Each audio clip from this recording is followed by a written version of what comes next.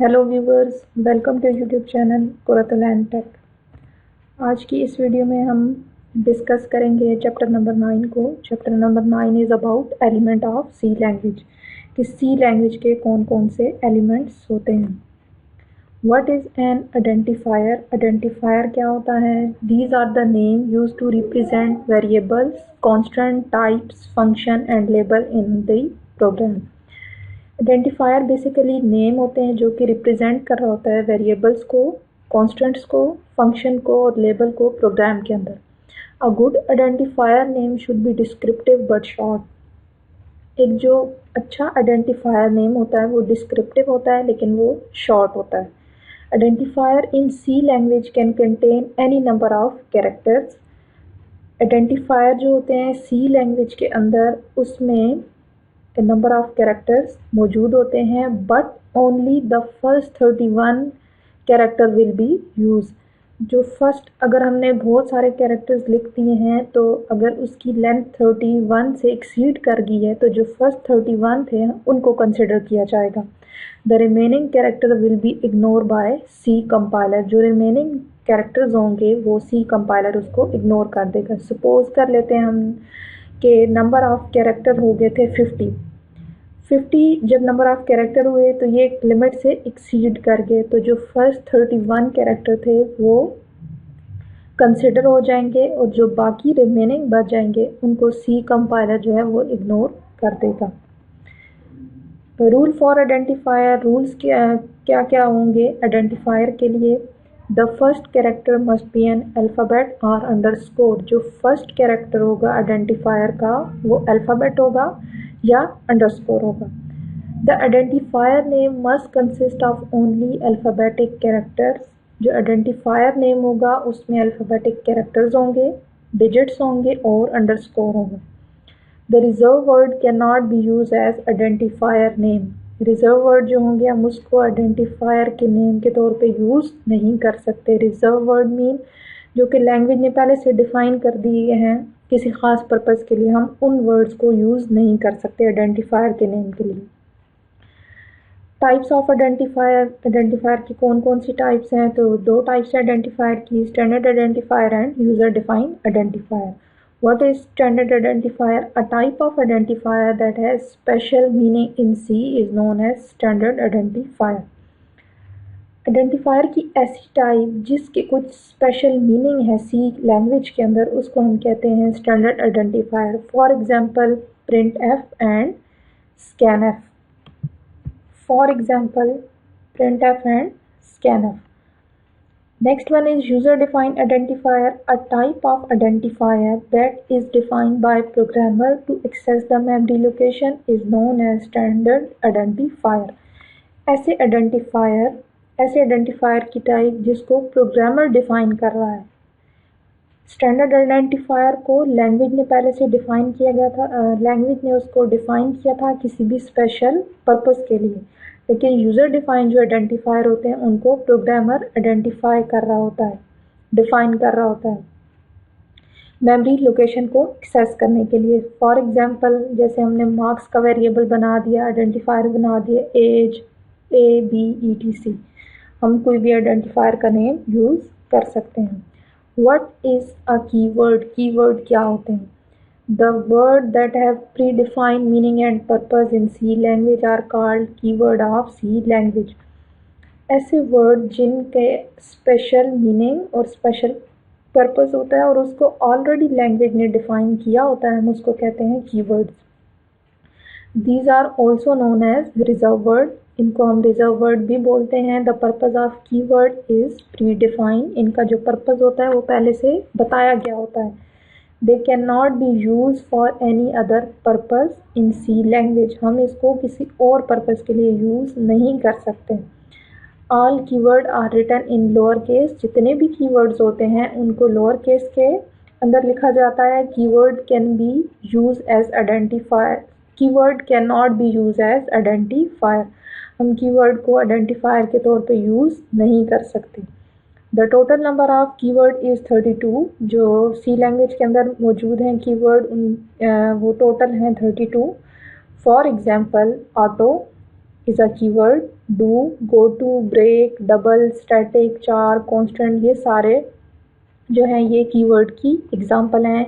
ये पहले से लैंग्वेज ने इसको डिफ़ाइन किया गया, लैंग्वेज ने इसको डिफ़ाइन किया और इन सब के स्पेशल मीनिंग और स्पेशल पर्पज़ हैं और ये सारे स्मॉल लेटर्स में। What is a variable? Variable are named memory location or memory cell which are used to store program input data and its computational result during program execution. Basically variable जो होते हैं ये एक name होता है memory location का, जिसके अंदर हम इनपुट जो भी एक प्रोग्राम के अंदर इनपुट होती है या आउटपुट आ रही होती है, वो जो डाटा होता है उसको हम स्टोर करते हैं।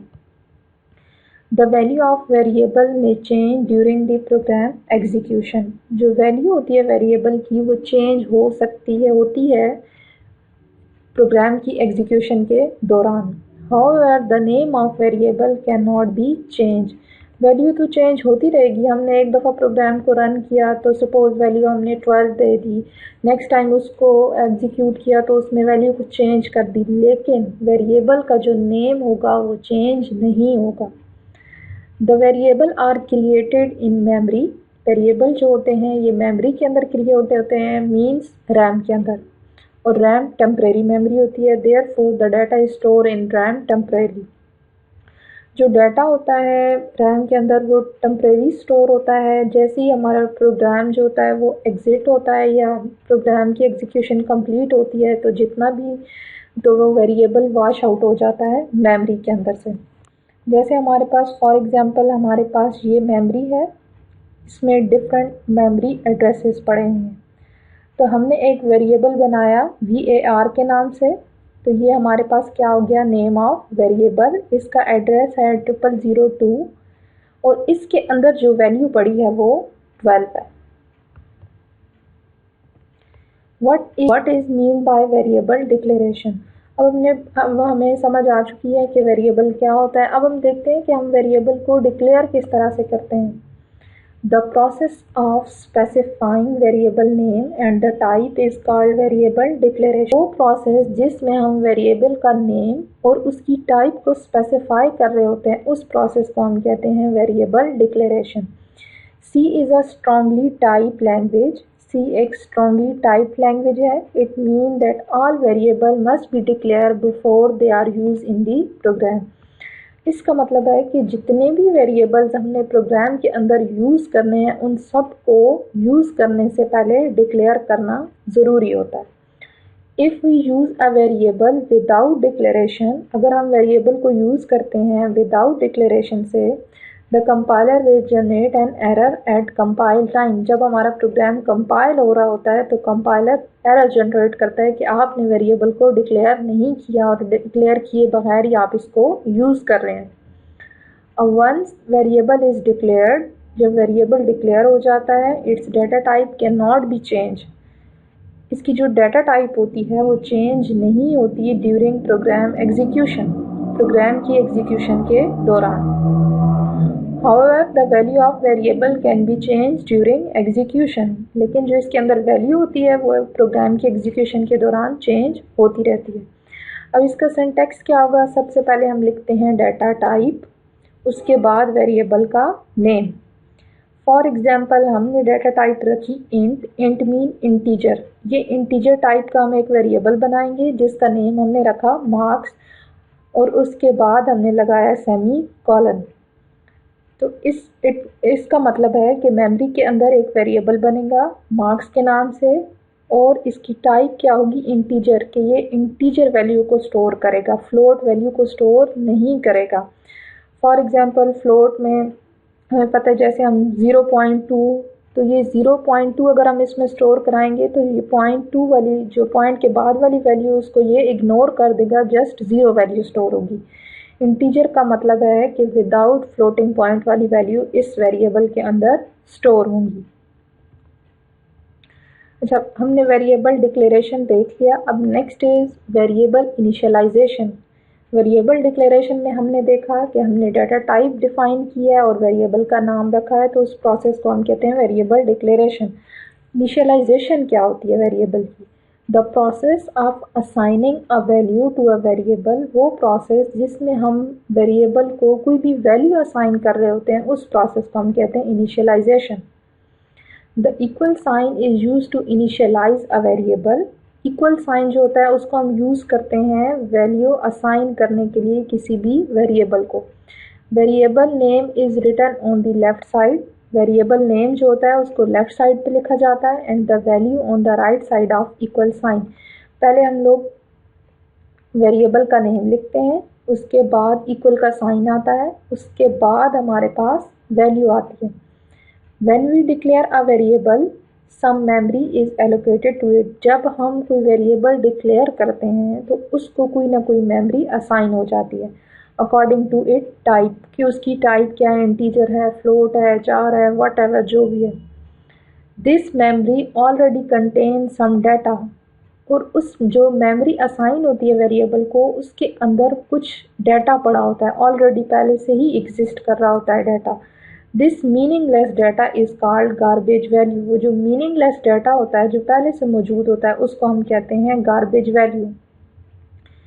If we use variable without assigning a value, अगर हम वेरिएबल को कोई भी वैल्यू असाइन नहीं करते, the result will not be correct, तो हमारे पास रिज़ल्ट करेक्ट नहीं आता। क्यों नहीं आता? कि जब हमने वेरिएबल को डिक्लेयर किया था उसको मेमोरी एलोकेट हुई, तो जब उसको मेमोरी एलोकेट हो गई तो उस वेरिएबल के अंदर पहले से कुछ डेटा पड़ा होगा, हमें नहीं पता कि उसमें क्या वैल्यू पड़ी हुई है।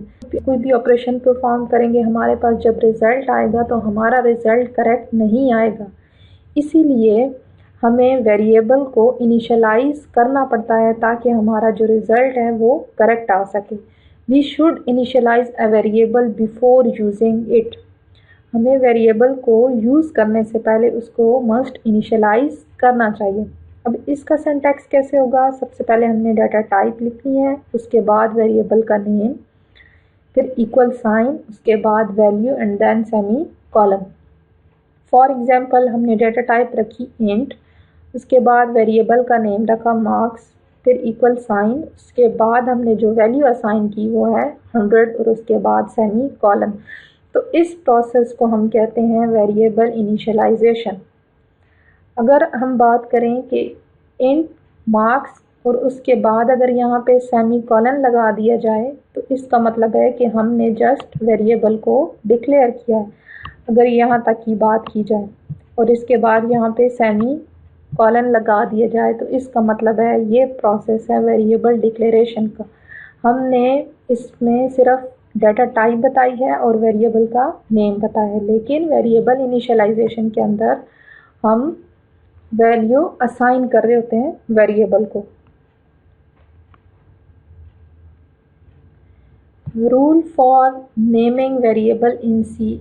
अब वेरिएबल का जो हम लोग नेम डिसाइड करते हैं उसके लिए रूल्स क्या क्या होते हैं सी लैंग्वेज के अंदर। A variable name consist of letters. Variable के नेम में लेटर्स होने चाहिए, digits and underscore. The first character of the name must be letter. जो फर्स्ट कैरेक्टर होगा वेरिएबल के नेम का वो लेटर होना चाहिए या अंडरस्कोर होना चाहिए। But use of underscore is not recommended. वो कह रहे हैं कि या तो लेटर हो या अंडरस्कोर हो, लेकिन अगर आप स्टार्ट में अंडरस्कोर यूज़ कर लेते हैं तो इसको रिकमेंड नहीं करते। The keyword can not be use as variable name. जो कीवर्ड्स हैं जो हमने पहले पढ़े, जैसे कि कॉन्स्टेंट, चार, इंट, ऑटो, हमने ये कीवर्ड पढ़े कि इनकी कुछ स्पेशल मीनिंग है, तो हम इनको वेरिएबल के नेम के तौर पे यूज़ नहीं कर सकते। For example we can not use int, void, sign और वाइल एज वेरिएबल नेम। ये कुछ कीवर्ड्स हैं जिनकी प्री डिफाइंड मीनिंग है, हम इनको वेरिएबल के नेम के तौर पे यूज़ नहीं कर सकते। C variable name can be up to 31 character long. जो वेरिएबल का नेम है वो 31 कैरेक्टर लॉन्ग हो सकता है, इससे ज़्यादा नहीं हो सकता। Blank spaces are not allow in variable name. Blank spaces जो हैं वो वेरिएबल के नेम में अलाउ नहीं है। सपोज हम कह देते हैं कि हमने कोई नेम रखना है मार्क्स, हमने लिखा M, ए, फिर स्पेस दी, फिर लिखा आर, फिर उसके बाद लिखा के। तो ये चीज़ अलाउ नहीं है कि हमने स्पेस नहीं देनी। जितना भी हमने वेरिएबल का नेम में जितने भी कैरेक्टर यूज़ करने हैं उनमें कोई भी स्पेस नहीं देनी। A variable can only be declared for one data type. What is constant and its types? अब हम देखते हैं कि constant पहले हमने देखा वेरिएबल्स क्या होते हैं। वेरिएबल्स जिनकी वैल्यू प्रोग्राम की एग्जीक्यूशन के दौरान चेंज होती रहती है। अब कांस्टेंट क्या होते हैं और इनकी टाइप्स कौन कौन सी होती हैं। What is constant and it types. A constant is a quantity, ये क्वांटिटी होती है whose value can not be change, जिसकी वैल्यू चेंज नहीं होती। वेरिएबल की वैल्यू चेंज होती रहती है लेकिन कांस्टेंट की वैल्यू चेंज नहीं होती। C has 3 type of constant. C language के अंदर 3 टाइप्स के कांस्टेंट मौजूद हैं। Integer constant, character constant and string constant. What is integer constant? Integer constant consist of numbers. इसमें numbers होते हैं. It can be further divided into integer and floating point constant. ये फिर आगे further divide हो जाता है integer में और floating में. Integer mean जिसमें point वाली value नहीं आती और floating point mean जिसमें point वाली value आती है. Integer constant represent the value that are counted, जिनको हम काउंट कर सकते हैं. Do not have the fractional part, जिसमें फ्रैक्शनल पार्ट नहीं होता. फॉर एग्जांपल 56, 678, 8, इनमें कोई फ्रैक्शनल पार्ट नहीं है. And floating point constant represent the value that are measured. For example -4.786 या 5.0 etc. Next one is character constant. Any character written in single quotation. कोई भी ऐसा कैरेक्टर जिसको हम सिंगल कोट्स के अंदर लिखते हैं उसको हम क्या कहते हैं, कैरेक्टर कांस्टेंट. जैसे सपोज हमने यहाँ पे ए लिखा, ए को हमने सिंगल कोट्स के अंदर लिखा तो ये हमारे पास वैलिड कांस्टेंट कैरेक्टर है, कैरेक्टर कांस्टेंट है. फॉर एग्जांपल हमने ए लिखा I5 इक्वल, हमने इसको डबल कोट्स के सिंगल कोट के अंदर लिखा. The maximum length of character constant is 1 character. जो maximum length होती है character constant की वो 1 होती है. Next one is string constant. A collection of character. इसकी collection, character की collection written within a double quotation. जिसको हम डबल कोट्स के अंदर लिख रहे होते हैं हम उसको कहते हैं string constant. For example double quotes में हमने लिखा 1 2 3 पाकिस्तान, डबल कोट्स के अंदर हमने लिखा लाहौर -99, तो ये हमारे पास एक स्ट्रिंग है. Next one, what is data type. Data types क्या होती हैं. In C language the data type define a set of value and set of operation on those values. अब डाटा टाइप्स क्या डिफाइन करती हैं, ये सेट ऑफ वैल्यूज़ को और सेट ऑफ ऑपरेशन को डिफाइन कर रही होती हैं. We know that the computer program manipulate various type of data. Computer program जो होता है वो various type के डाटा को मैनिपुलेट कर रहा होता है. The data is given to the program as input. Data जो होता है वो इनपुट के तौर पे प्रोग्राम को दिया जाता है. The data is processed. फिर इनपुट के बाद डाटा प्रोसेस होता है according to the program instruction. Program के अंदर जितनी भी इंस्ट्रक्शन लिखी होती हैं उनके अकॉर्डिंग डाटा जो होता है वो प्रोसेस होता है, फिर आउटपुट को रिटर्न करवा दिया जाता है. In program designing the data and it types are defined before designing the actual program used to process the data. Program की डिज़ाइनिंग के अंदर डाटा और इसकी टाइप्स को डिफ़ाइन किया जाता है एक्चुअल प्रोग्राम को डिज़ाइन करने से पहले. Type of Each data value is identified at the beginning of program design. जो टाइप होती है, the type of each data value, जो भी हमारे पास वैल्यू है, ठीक है, उसकी जो टाइप होती है उसको हम प्रोग्राम को डिज़ाइन जब कर रहे होते हैं तो उसके स्टार्टिंग में ही उसको आइडेंटिफाई कर देते हैं. The value use in a program may be of different type. जो प्रोग्राम के अंदर जो है वो डिफरेंट टाइप की वैल्यू यूज़ हो सकती हैं. सपोज इंटीजर भी यूज़ हो रही है, इंटीजर टाइप की कुछ वैल्यू हैं, कुछ कैरेक्टर टाइप की यूज़ हो रही हैं, कुछ फ्लोट टाइप की यूज़ हो रही हैं. तो हमें इनको यूज़ करने से पहले, हम प्रोग्राम को डिज़ाइन करने से पहले उसके स्टार्टिंग में इनको डिफ़ाइन कर देते हैं कि इस टाइप का हमारे पास डाटा आएगा प्रोग्राम के अंदर. What is mean by standard data type? Standard data type का क्या मतलब होता है? The data type that are defined as the part of the language, ऐसी डाटा टाइप जो कि पार्ट होती हैं लैंग्वेज का, हम उसको क्या कहते हैं? Standard data type. For example int, char, etc are the standard data type. ये एक दो एग्जांपल हैं स्टैंडर्ड डाटा टाइप की। कौन कौन सी? इंट और कैरेक्टर। हम ये बेसिकली इंटीजर है, इसको हम सी के अंदर INT लिखते हैं, इंट डाटा टाइप। इसका मतलब ये कैरेक्टर डाटा टाइप है और इसको लिखा जाता है CHAR। ये पहले से प्री डिफाइन है, लैंग्वेज ने इसको डिफाइन किया है। What is mean by user defined data type? पहले हमने स्टैंडर्ड डाटा टाइप देखी जिसको लैंग्वेज ने डिफाइन किया था। अब यूजर डिफाइंड डाटा टाइप कौन सी होंगी? C language allow the user to define its own data type is known as user defined data type। C language allow करती है यूज़र को कि वो अपनी डाटा टाइप को डिफाइन करें, उसको हम क्या कहते हैं? User defined data type. Standard data type can be use in all C language programme.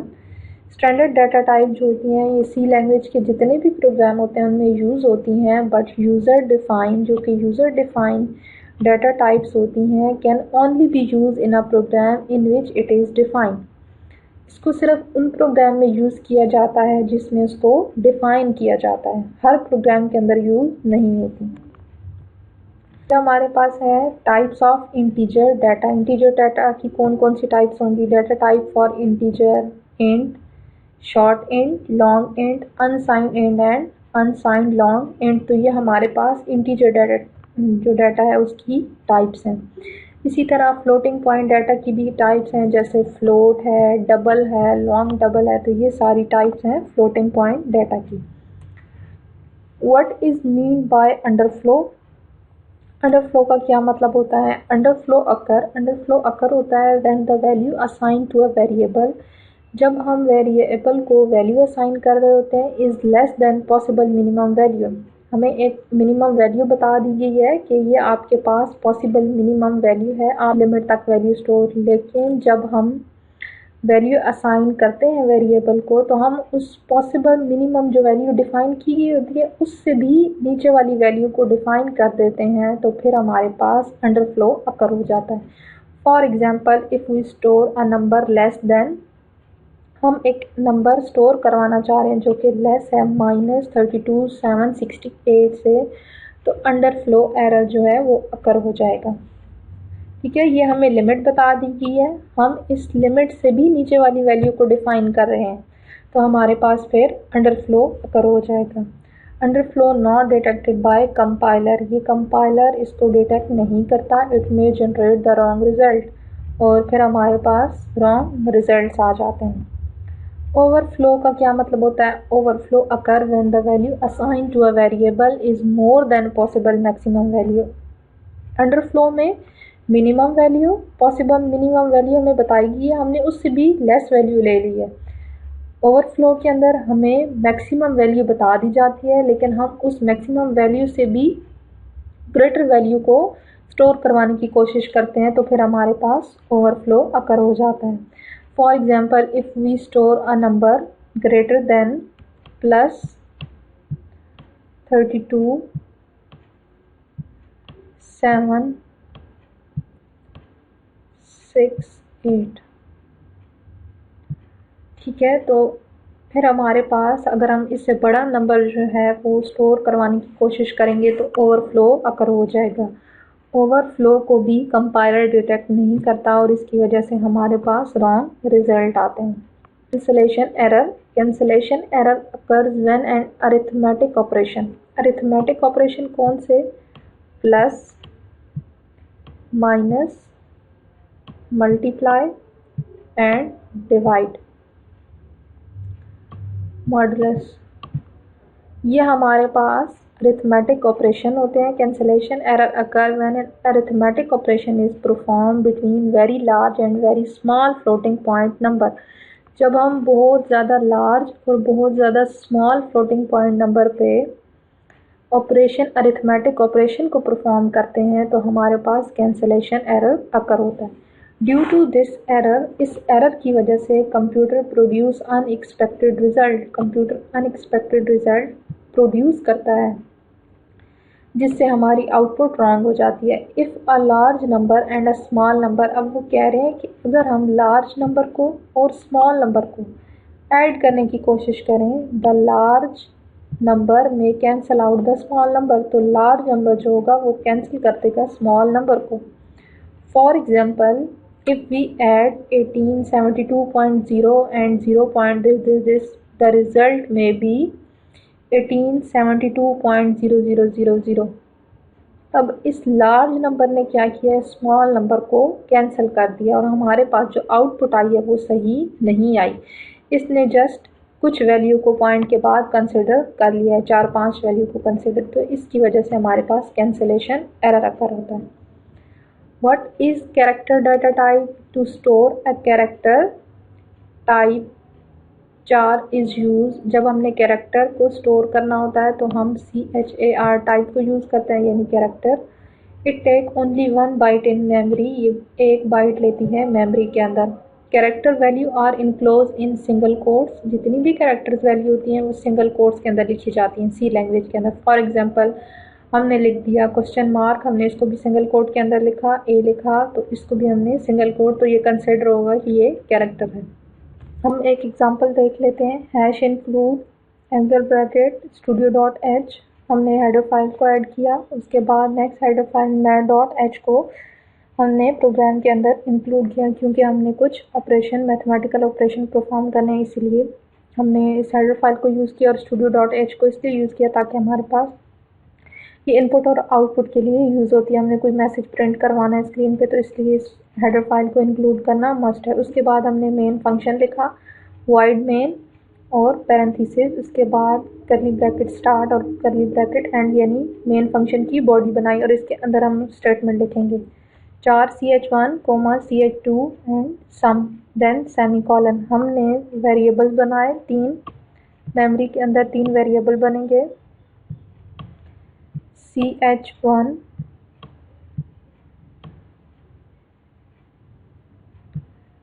CH2 और सम।